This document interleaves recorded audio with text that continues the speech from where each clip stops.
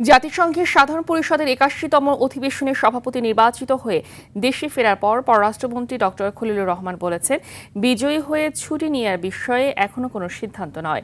এই বিজয়কে বাংলাদেশের বিজয় উল্লেখ করে মন্ত্রী বলেন, বাংলাদেশের পররাষ্ট্র মন্ত্রণালয়ের সকল কর্মকর্তা দেশের বাইরে বিভিন্ন দূতাবাসে যারা আছেন তারা নিরলসভাবে কাজ করছেন বলেই এত অল্প সময়ের প্রস্তুতিতে বিজয় অর্জন করা সম্ভব হয়েছে।